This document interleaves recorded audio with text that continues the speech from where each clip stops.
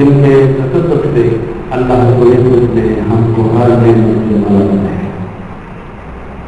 محترم حاضرین کرام، اللہ کی توفیق سے ہم اللہ کے گھر میں جمع ہیں. اللہ تعالیٰ کی بارگاہ میں دعا ہے کہ ہمارا یہاں بیٹھنا اور ہر قسم کا عمل کرنا اپنی بارگاہ میں قبول و منظور فرمائے. پچھلے جمعہ المبارک پر میں نے یہ بات آپ تک پہنچانے کی کوشش کی تھی. ایک تو یہ کہ جب قوانین فطرت سے دور ہٹ جاتے ہیں، ان کے مخالفت کرتے ہیں، تو پھر اللہ رب العزت قوموں کو زوال پذیر کر دیتا ہے. اور دوسری بات جو سورہ النساء کی آیت نمبر 115 جو میں نے آج کی تلاوت کی ہے، اس میں اللہ رب العزت نے اپنی مخالفت کو اپنے رسول صلی اللہ علیہ وسلم کی مخالفت قرار دیا ہے اور فرمایا وَمَن يُشَاقِقِ الرَّسُولَ، جو کوئی بھی رسول اللہ صلی اللہ علیہ وسلم کی مخالفت کرتا ہے، یقیناً مخالفت اس طرح نہیں ہے کہ جیسے ہم آپس میں مخالفت کرتے ہیں. حضور صلی اللہ علیہ وسلم کا مقام کیا ہے اور کن امور میں آپ صلی اللہ علیہ وسلم کی مخالفت کی جا سکتی ہے، وہ یقیناً ہماری زندگی کا ہر معاملہ ہے جس کے بارے میں ہمارا یہ یقین ہے. اور ہمیں اللہ رب العزت نے یہ ارشاد فرمایا ہے لَقَدْ كَانَ لَكُمْ فِي رَسُولِ اللَّهِ أُسْوَةٌ حَسَنَةٌ، بے شک تمہارے لیے رسول کریم صلی اللہ علیہ وسلم کی زندگی میں بہترین نمونہ ہے. تو گویا مسلمان پر یہ لازم ہے کہ وہ زندگی کا کوئی بھی کام کرے، اس کام کرنے سے پہلے یہ سوچے اس میں میرے نبی کا کیا حکم ہے، اس میں میرے نبی صلی اللہ علیہ وسلم کی سنت کیا ہے، آپ کا طریقہ کیا ہے، اللہ کے اوامر و نواہی کیا ہے. تو میں نے عرض کیا کہ اس آیت میں اللہ نے اپنی مخالفت کا ذکر نہیں کیا بلکہ صرف حضور صلی اللہ علیہ وسلم کی مخالفت کا ذکر کیا ہے. جس سے یہ بات سامنے آتی ہے کہ زندگی کے ہر معاملے میں جو شخص رسول اللہ کی مخالفت کرتا ہے وہ اللہ کی ہی مخالفت کرتا ہے، اور جو رسول اللہ صلی اللہ علیہ وسلم کا اتباع، آپ کی فرما برداری اور آپ کی اطاعت کرتا ہے، وہ حقیقت میں اللہ ہی کی بات کو مانتا ہے، وہ اللہ کی ہی عبادت کرتا ہے. تو یہ مقام آج ہم کوشش کریں گے صرف قرآن مجید کے حوالے سے کہ حضور صلی اللہ علیہ وسلم کا جو ہمارے ذہنوں میں ایک مقام ہونا چاہیے کیا وہ ہم نے اسٹیبلش کیا. اور یہی وجہ ہے کہ آج ہم ذلت و رسوائی کے گڑھوں میں گرے ہوئے ہیں کہ آج ہم دین سے دور ہو گئے اور ہم نے دین کو اپنی زندگیوں سے نکال دیا. ہم نے تفریق پیدا کر دی کہ یہ دینی مسئلہ ہے اور یہ دنیاوی مسئلہ ہے، حالانکہ مسلمان کے نزدیک دین اور دنیا ایک ہی چیز کا نام ہے. ہم نے دنیا میں رہنا ہے دین کے مطابق، یہ نہیں کہ دنیا میں ہم نے اپنے دین کو اس کے مطابق کرنا ہے.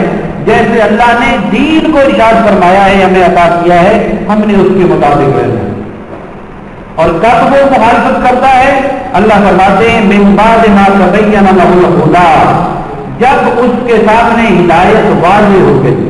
ہدایت واضح ہو گئی. قرآن مجید مکمل ہے، سیرت رسول مکمل ہے، ایک ضابطہ حیات، ایک ضابطہ اخلاق ہمارے سامنے موجود ہے، اور اگر ہم آج اس کو چھوڑ کر کسی اور ضابطے، کسی اور قانون، کسی اور آئین، کسی اور تخیل اور کسی اور کردار کے پیچھے بھاگتے ہیں تو گویا ہم خود ہی اپنے رسول صلی اللہ علیہ وسلم کی مخالفت کر رہے ہیں۔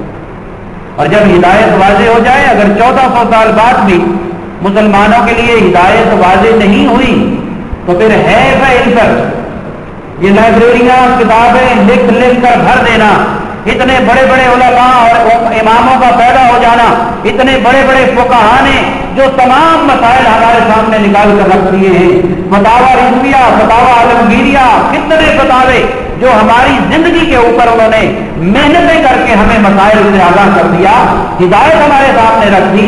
اگر آج بھی ہم یہ سمجھتے ہیں کہ یہ ہدایت واضح نہیں ہوئی تو پھر ہماری عقل پر ہے، پھر ہم دنیا دار ہو گئے، پھر ہم دنیا کے پیچھے بھاگنے والے ہو گئے، پھر دین سے ہمارا تعلق نہیں رہا، پھر یہ تعلق کے نعرے ہمارے صرف ایک زبانی حد تک ہے کہ ہم اللہ کو مانتے ہیں، ہم رسول اللہ کو مانتے ہیں۔ اگر مانتے ہیں تو پھر ہماری زندگیاں اس نظام کے مطابق کیوں نہیں ہیں؟ یہاں ہم نے انفرادی طور پر بھی سوچنا ہے، کیا میری زندگی رسول اللہ صلی اللہ علیہ وسلم کے آثارات کے مطابق گزر رہی ہے؟ کیا میرے گھر کے اندر میری ازدواجی زندگی حضور صلی اللہ علیہ وسلم کی سیرت کے مطابق گزر رہی ہے؟ کیا میں اپنے بچوں کی تربیت، بچوں کی تعلیم اپنے محمد عربی صلی اللہ علیہ وسلم کے دیے ہوئے اصولوں کے مطابق کر رہا ہوں؟ کیا میرے گھر کے اندر دین کا آنا جانا ہے یا نہیں ہے؟ کیا میرے گھر میں سچ بولا جاتا ہے یا نہیں بولا جاتا؟ کیا میرے گھر کے اندر تلاوت قرآن ہوتی ہے یا نہیں ہوتی؟ کیا میرے گھر کے اندر دین کی تعلیمات کو رواج دیا جا رہا ہے یا نہیں دیا جا رہا؟ اس کو دیکھیں تو آنکھیں بند کر دینے کو دل کرتا ہے کہ ہمارے گھروں کے اندر کون سے وہ ٹیلی ویژن چینل اور پروگرام ہیں جہاں خواتین کو نچایا نہیں جاتا اور وہاں پیرنٹس کو بلایا نہیں جاتا؟ کون سا سکول ہے لاہور کے اندر انگلش میڈیم سکول جہاں ہم ہزاروں کی تعداد میں نمبر میں اپنی فیسیں دیتے ہیں؟ کوئی ایسا سکول جہاں ڈانس نہیں کرایا جاتا، کوئی ایسی یونیورسٹی دکھا دیں جہاں مخلوق تعلیم کے ساتھ ساتھ ڈرامے نہیں کیے جاتے، اور وہاں پیرنٹس بیٹھے ہوتے ہیں، والدین بیٹھے ہوتے ہیں، ان کی بچیاں اسٹیج پر آگے پرفارم کرتی ہیں اور وہ خوش ہو کر تالیاں بجاتے ہیں، خوش ہو کر بچی نے گانا بڑا اچھا گایا ہے، ماشاءاللہ بڑا عام ہے، اس نے ڈانس بڑا اچھا کیا ہے، بڑے اچھے پاؤں مارے ہیں، اسٹیپ بڑے اچھے اس کے، اس پر کمنٹری کی جاتی ہے۔ کون سی بڑے گھروں میں شادی ہے جس پر یہ کام نہیں کیا جاتا؟ کون سی ایسی خوشی ہے جس کے اندر سنت رسول صلی اللہ علیہ وسلم کو رواج دیا جاتا ہے؟